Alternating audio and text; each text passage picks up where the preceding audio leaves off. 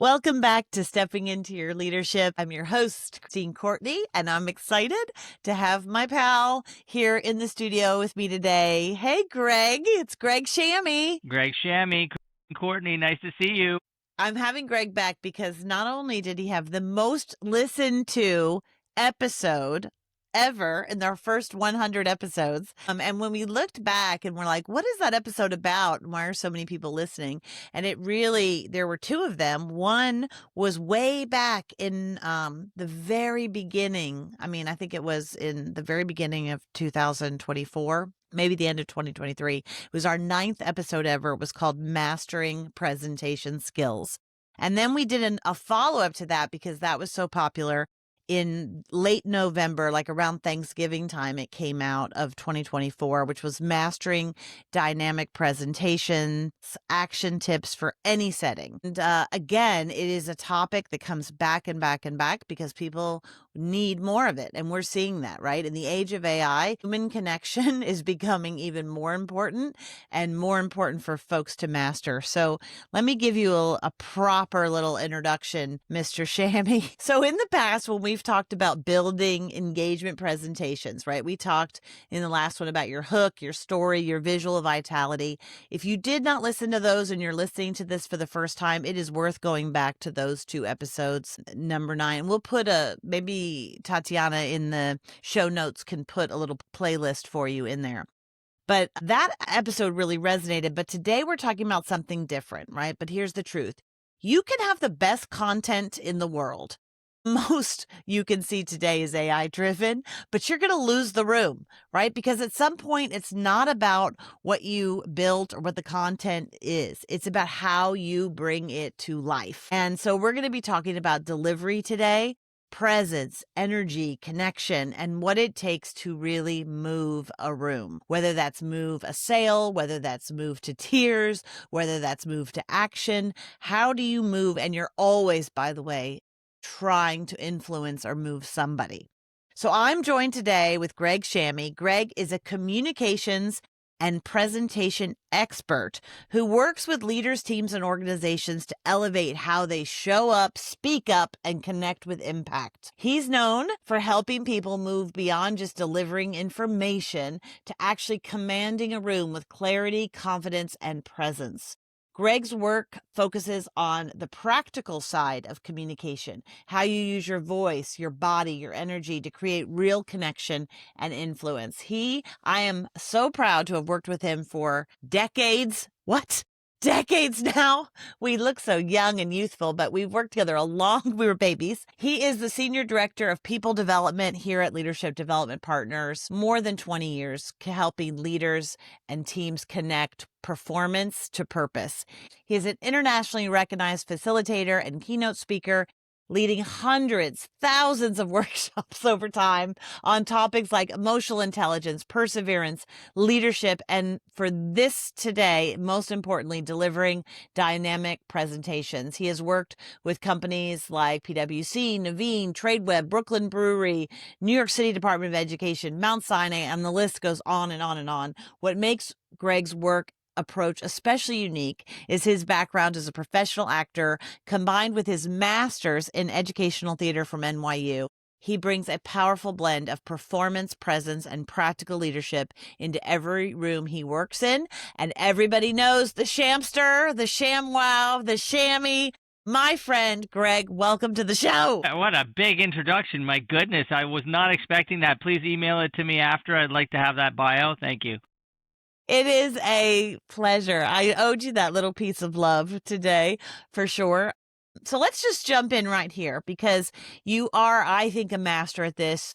You're also really warm and friendly. So people that are very nervous, it's the number one thing people are more nervous than death is public speaking.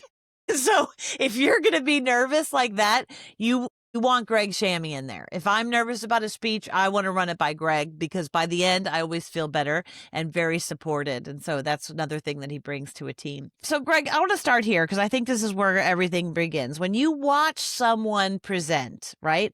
How quickly do you know if they're going to really hold the room? First 10 seconds. Yeah. Really, they say, it's the first 8 to 15 seconds.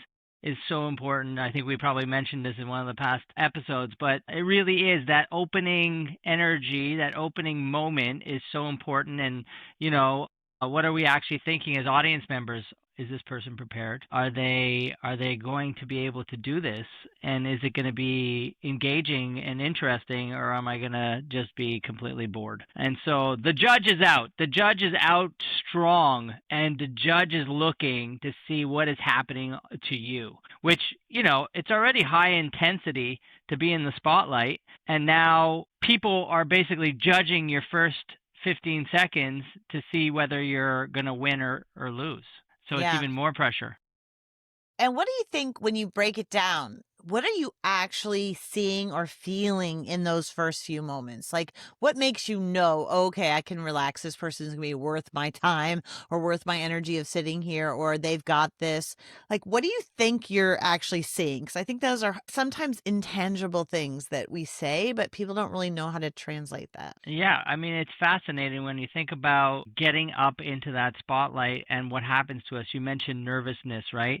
And how nervous we get. Everybody gets nervous. I get nervous. I do this every day. I coach people. I need a coach if I'm going to be making a presentation. That's like such an important piece because nerves are part of the equation, and I have to figure out how to use and invest that energy into not just what I've prepared, but into my connection with the audience. And so that becomes huge. So I'm looking for, is the person acknowledging what's actually happening and dealing with it in an effective way? And that's kind of hard to teach and do, but there's something that happens when a speaker gets up there and has committed to what they've prepared and then puts themselves out there. They take the risk to really be on the edge of that cliff with the audience because it is exhilaratingly intense, right? And you can see a speaker who's like, "Hi, everybody. I'm really excited to be here today and feeling some really intense energies, and I'm excited to be able to share what I have prepared with you and see what that strikes." Like even just getting that acknowledgement of the moment can be a really strong beginning. Yeah, I think one of the things that I notice right off the bat is is how they walk up to the center of the stage, how they stand up, if they stand up, if they're in a room around a table. Wow, is it powerful to stand up sometimes, just to talk about command like confidence that says even if you're feeling nervous inside. But that walk, right, from your chair to I saw some folks recently present at their team had an offsite, right? So they were given challenges with that they had within the company. Like, how do we break down silos or things like that, right? And then they each had to work in teams and then somebody had to present. We see this all the time, versions of this, right? We've all had this.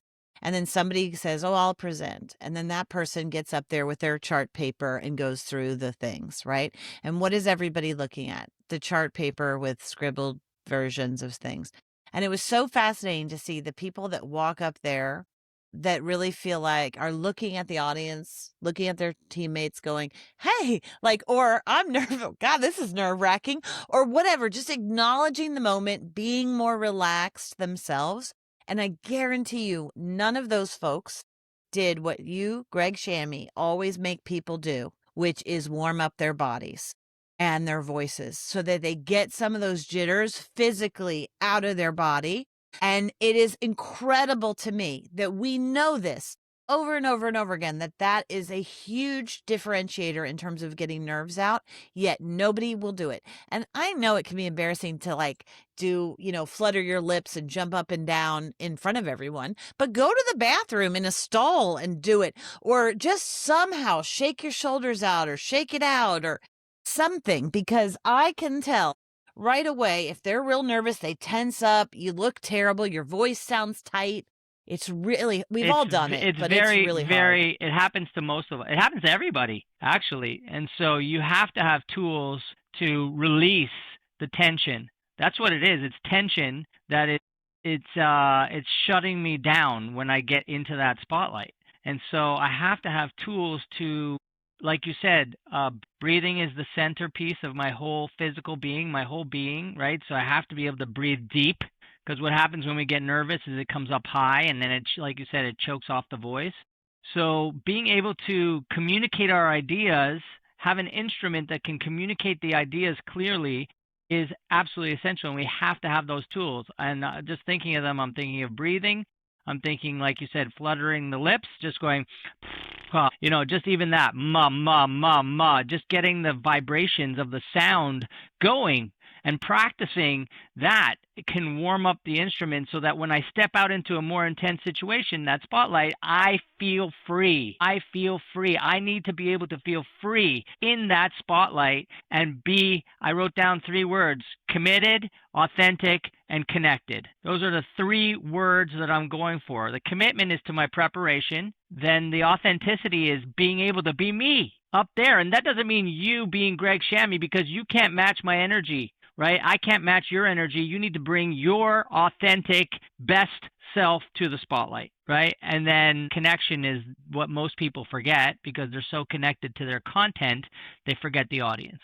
And the audience is the most important piece. So that connection is absolutely essential. I have to connect with you as an audience, or I'm really just doing the presentation in my room. I love those 3 things: committed, connected, and authentic. So if I think about that, right? If you can do those 3 things, like, what are some actual behaviors that look like? So I love the committed. To me, sounds like, you're committed, you're bringing energy, you're bringing a focus to how you're saying. For you, fluttering of the lips, getting some of that tension out, or some good examples. I'll tell you, for me, I have lazy lips. So I grew up in the great state of Texas, and can be very garbled and kind of, my lips, my D's and T's are the same. Whatever it happens, my consonants get really rounded. And so I can be sometimes hard to understand, or not as crisp as I would like to be. So I have to still, before I do any presentation, I work a lot on like consonant sounds and being very crisp, because I know when I get up there that I can relax and not think about it. But if I don't do that, I'll be like, I don't blah, blah, blah, blah. Get Yeah, and very like garbled. we have to know what are the barriers to our clarity, right? What's stopping our ideas from being shared in dynamic and engaging ways, right? And if we can highlight that and figure that out, then we can do what you do there, and warm that up in a way that's going to strengthen those areas, so that when you get out there, you're still free and you're not thinking about it, because you're not going to be able to hit the golf ball if you're thinking about hitting the golf ball. You just have to get up there and allow the preparation that you've done in the practice range to just happen, boom, and hit it, right? And it's going to be so much more effective than trying to do it well. I think people hesitate in public speaking. I think people hesitate in your everyday when you're going to speak to warm up. I think that they feel that then they will become fake, when that is the opposite, is what is the truth. You would never, ever, ever expect an athlete to go on that court or that field without a warm up. You just wouldn't. So we spend so much time really working on awakening the instrument, the voice, the body, and the mind. It's those 3 things that need to be in alignment as we come into these tense situations where our whole being wants to shut down. So what do you think great speakers do? So let's think about the great speakers that we've seen, whether professional ones or ones that you've worked with. Like, the great speakers, what do they do in, let's say, the first 60 seconds that most people miss? It's amazing. Think about it, right? When you see somebody speaking well, again, I think it comes back to what we're talking about. They're connected to their bodies. They're alive up there, and they're connected to us, the audience. They're breathing. They're really, again, this idea of freedom, being free. They're free up there. There's something that happens. They're free, and then there's also like this vulnerability piece too that can really connect. So when you see a speaker share something, a challenge, or something that was very difficult for them in such a high, intense environment, a spotlight, it can really connect the audience. to them. So, I mean, it's fascinating. Breathing, freedom of physicality, allowing your voice to move the way it wants to move. If you notice the way I speak, it's not just this way. I'm going to talk to you the whole time like this. A lot of people just talk on one level, and you have to explore different cadences in the way you communicate, and that isn't fake. You're just allowing yourself to express words in a way that are meaningful to you. Yeah. That's an I art think form. also I think also great speakers, really great speakers do not only what you said, because I do agree those things are there. I think they also surprise us out of the gate. And that surprise might be, to your point, of a moment of vulnerability. So it might be like a moment of silence, which first of all is a surprise. If someone can hold a room without saying anything, everybody's brains wake up and go, wait, what's happening here? And they look up from their page. A quick moment, not too long, because then it gets indulgent, but a moment of silence, and then to say something. And if it's a vulnerability moment of like, I got to share something that happened to me once, and immediately people are like, what's she gonna say? Right now, you got to follow it up with a good story that somehow relates. Yeah. And so it could be a moment of vulnerability. It might be, and often is, humor, right? And I would say, if you don't know how to, don't do a joke, do self-deprecation is always a great way to start. You know what I mean? People just tend to like somebody who has a nice humor moment of self-deprecation or something. Or it might be acknowledging the elephant in the room that no one's acknowledging, right? Might be that. Whatever it is, some sort of surprise or something immediately will get, I think great speakers do. They also tend to have, and it's related to that, they tend to have a good hook. So they tend to hook you with something very interesting. And if you want to watch some great speakers, one of my favorites is Marcus Buckingham. And he always talks about how he puts together uh, puts speech, and he talks about it from his mentor, how he creates what he calls little pearls. And if he has these pearls that he's collecting over time, and you can imagine it if it's even within your team and you're trying to talk and stand up and do say, this is what our group worked on. Think of, what are the pearls that I want to string together and have on this necklace, and really start to hook them with one of those stronger sentences. I saw a woman get up recently in a team offsite, and everybody else was not that interesting. And she gets up and she goes, let me just step back for a minute and give this some context. And I was like, and you just saw everybody relax. And she told a little story. And you could tell that it really showed her experience level and her history and her way to be able to communicate tough, difficult ideas in a simple, clear way. And I think they do that really well. That's awesome. I love that, the pearl piece, and that connects to having really clear kind of talking points. Not kind of, Yeah. clear talking points that you are hitting, and it doesn't have to be a lot. It's like one or two per slide, and they're just points that give you the freedom to then tell the story or whatever it is about that point. But I'm going to tell it in my completely open and connected way with the audience, right? So I'm not reading the slide. I think the thing that turns me off the most and that I see happen the most is that people just, they prepare, but then they're just there reading what they've prepared. And there's no the word that comes to mind is that improv, because Mark Twain also says that takes me 2 weeks to prepare a great impromptu speech or something, right? Like, you're preparing, but then you're letting it all go and living on the edge as if you've never said it before, right? Because you're with the audience. Speakers who do that, they stand out as extraordinary. Yeah, that's a great point, Greg, because otherwise, why not just put on a PowerPoint deck with an AI voice to read every slide? But if you want to command a room, then you need to have something that's not up there on that slide that surprises people a little bit or makes it go a little bit deeper, or puts a question out to them to make the audience think. I love that. When you talk about, let's go back, because I want to use your 3 things to focus this conversation. Greg was saying that's important. You're committed, you're connected, and you're authentic, right? If you could just think, how do I make sure I'm doing that every time I get up there and speak? And it might be that you're speaking for a minute. You still should be able to think, am I committed? Am I connected? And am I authentic? So when we talk about commitment, because that's where you were talking about energy, how should people think about energy?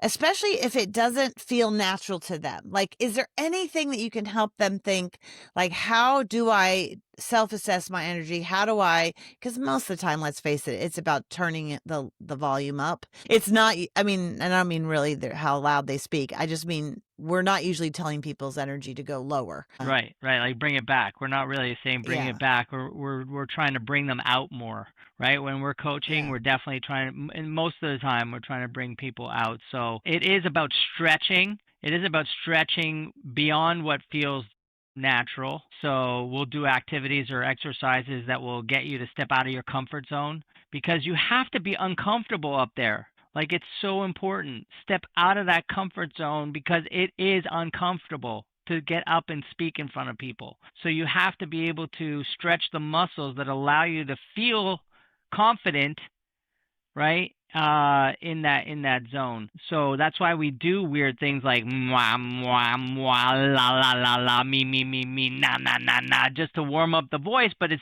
feels silly. It feels silly, but then that feeling when I get back up into the thing, I'm like, hey everybody, I'm Greg Shamie, and I'm very excited to be here today. Why am I excited? I don't know. Do you know? Right? Like so right away, even just saying that, I'm doing it in hopefully a way that's going to be a little bit engaging to you and authentic to me, right? So energy is about awareness, in my opinion. It's about realizing where I'm holding the tensions in my body and releasing that. It's about breathing deep. It's about opening up that physicality to the audience and being an audience member with them, even though I'm speaking in front of them. yeah. I love that. Is, doing those silly warm-ups, so you can find millions of them, right? To try. But Greg just gave you a perfect example. If you go through that version, that will help you. I think also, you have to think with energy of like, where is my energy when I am me on my best day? And one of the tips that you can use to figure that out is to ask the people that are closest to you in your life, meaning if you have a partner or a spouse or a best friend or kid, whatever it is that's around you all the day, plus the people that you work with the most, to tell you, listen, do me a favor and tell me when you see my energy at its best. Just point it out to me so I can start to observe what's happening with me. What am I doing in those moments that you notice that, right? And I'll make a connection to that because Yeah. it has to do with relaxation and activation. Those are the Mm. two words which are in contrast to each other, right? A lot of times we say relax, but then we feel like a spaghetti noodle, right? But we want the spaghetti noodle that's going to stick to a wall, which means it has energy. So you want to be relaxed and free, just like, again, an athlete feels once they've warmed up, they practice, and now it's game time and the pressure rises. What do? They breathe, they ground themselves, they get laser focused, they relax their hands, and they know they're going to activate as that 98-mile-an-hour fastball is coming down the pipe. And they just, the boom, it automatically happens, and, they fail 7 out of 10 times, and they're still in the Hall of Fame. I love that. All right. So now we talked about energy. Let's go to connected. What are some tips for people so that they can quickly connect with their audience?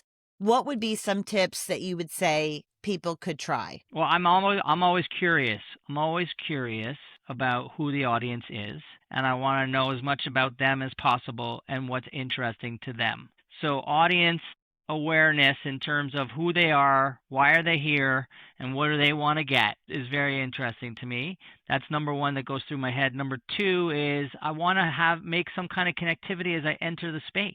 As I'm approaching my talk, right, I want to be talking to people, listening to the speaker before me, because I'm going to connect what they say when I go up, even though hasn't been part of my preparation. I want to connect the dots, right? And so that's huge. Meeting people, being open, actually practicing before I get into the spotlight, being grounded, present, and connected is absolutely key for me.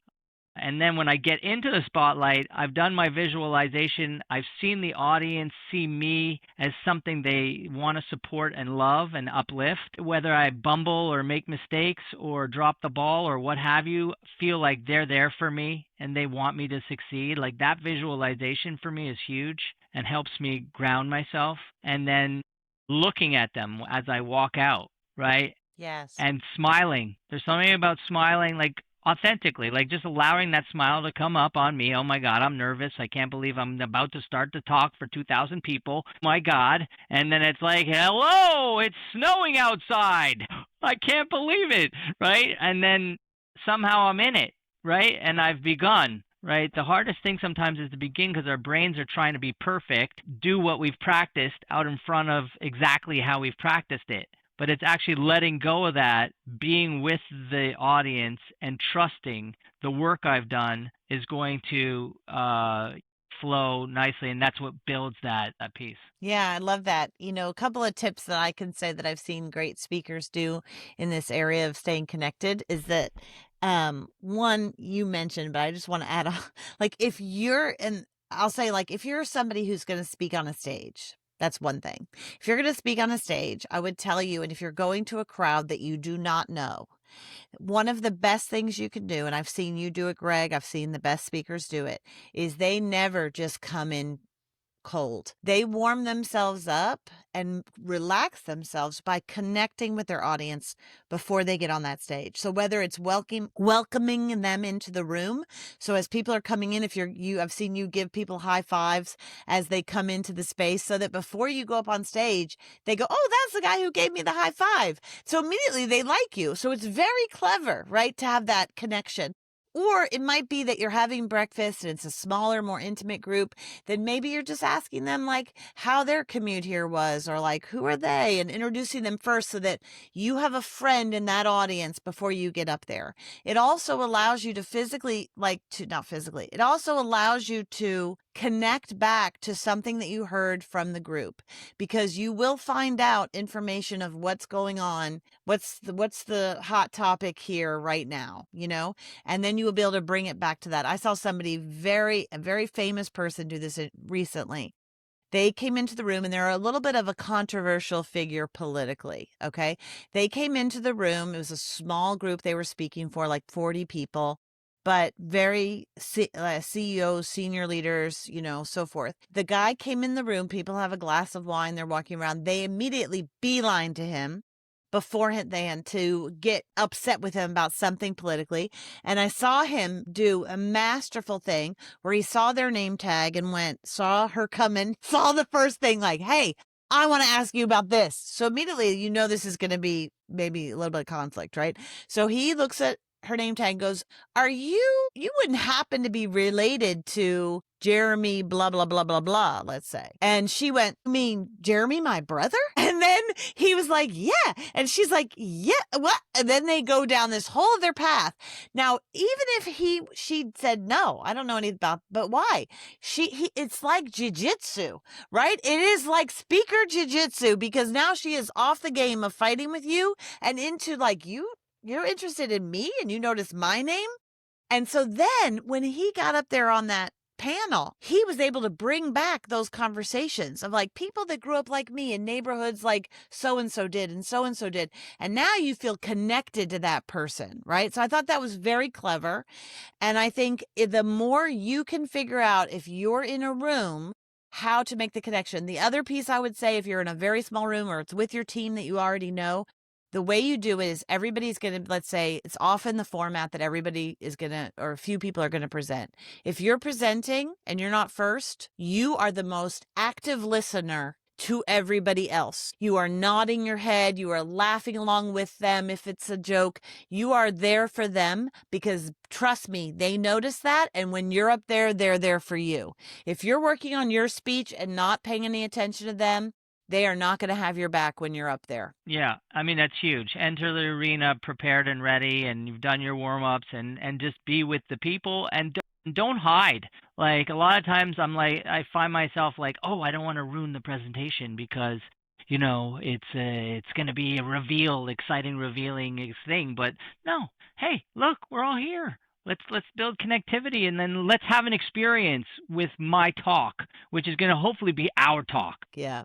Let's go to authentic. Last one for today's session. When you said, again, he said that to be a great speaker, you need to be committed, connected, and be authentic. So what are some tips for creating authenticity, tapping into your own authenticity, whatever it is? Like, what are some tips for kind of settling into authenticity before you give a speech or when you're giving a speech? Well, what does authentic mean, really, right? It just means to be me. So, again, observing what happens to me when I get nervous and becoming very aware of what impact the nerves have on my system. So, a lot of times they'll make me speak quickly, and I could be really nervous. I'm going to tell you all about, right? And so if that's something that happens to me, my mouth can get dry, my shoulders, like you said, come up. All these things that can happen to my instrument, I need to start to really become aware of, because I then need to work against that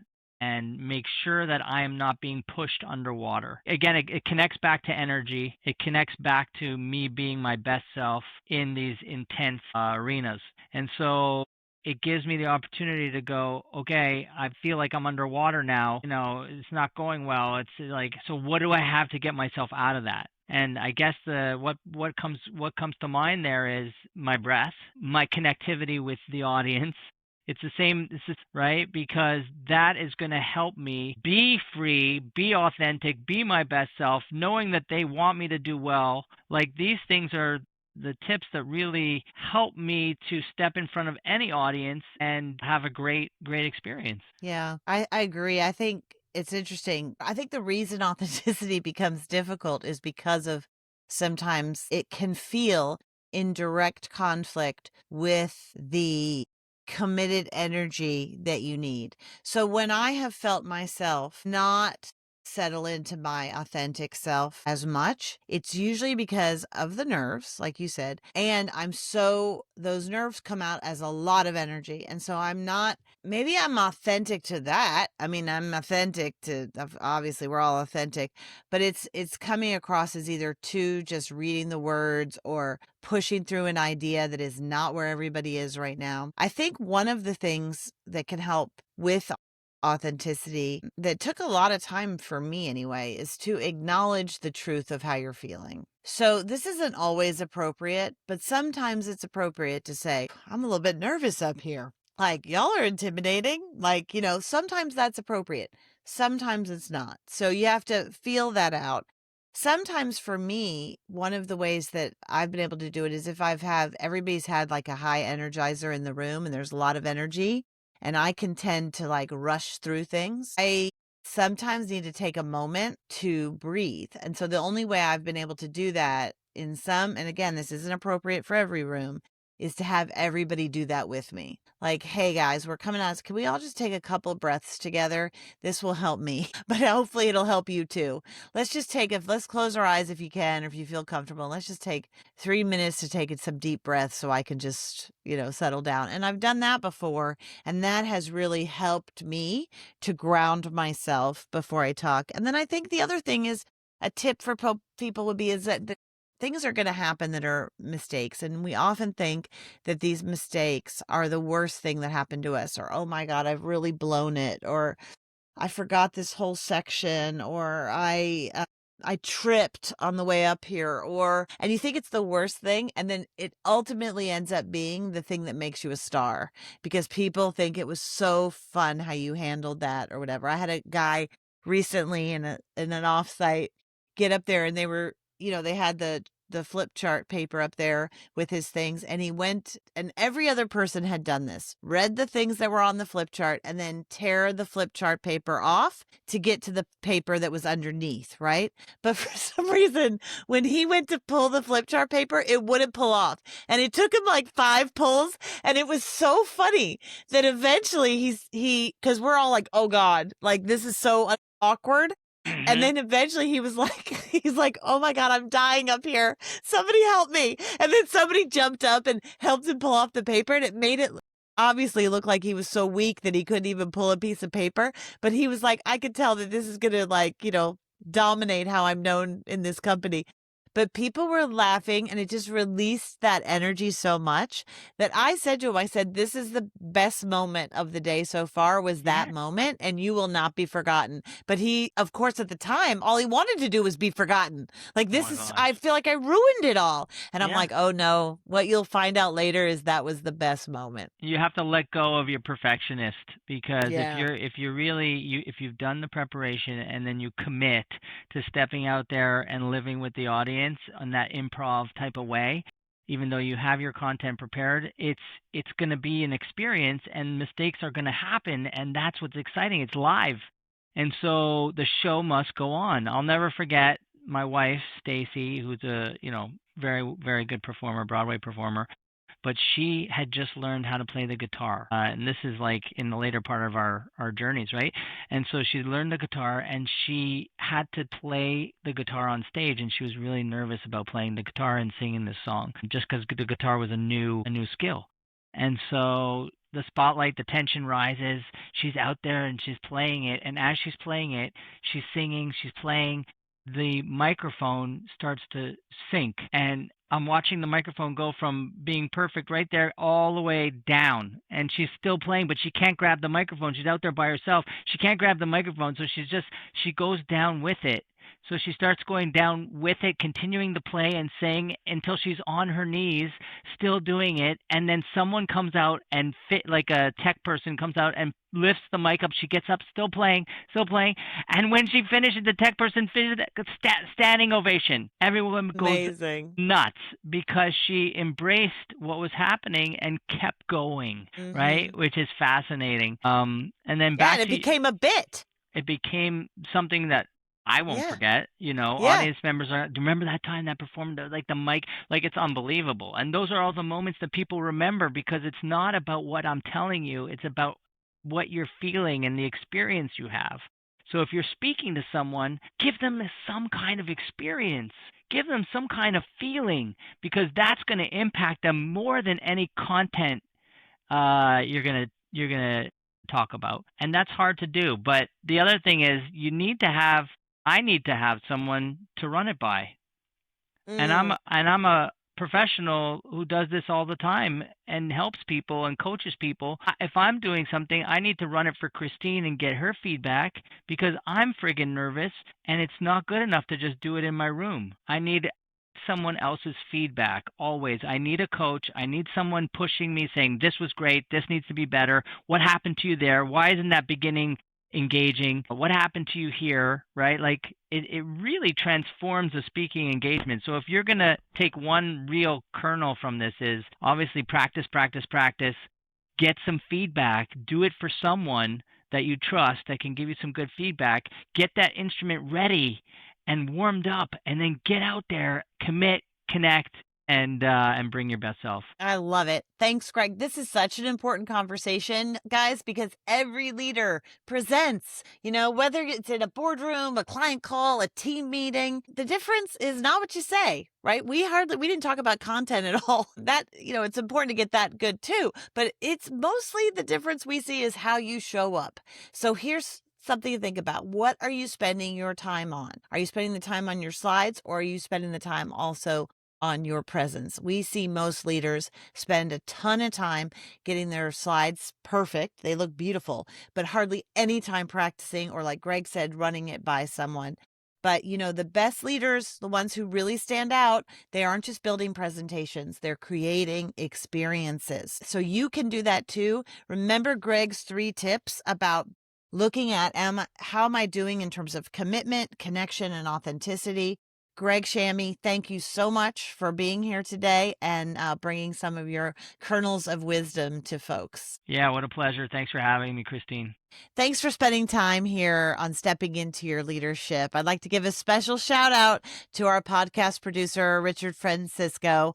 Check out our notes for any details. And if you want to get anything more out of this, go to our YouTube channel and please subscribe to Leadership Lab TV. If you heard something today, of course, that resonated with you, do something with it. It's all about the choices that you make. It's what you say in conversations, how you show up in a moment. Share this episode with someone who's maybe starting a new job or stepping into a new level of leadership, and try one idea because it just might create some pretty powerful leadership ripple effects. Until next time, keep stepping in because the room changes when you do.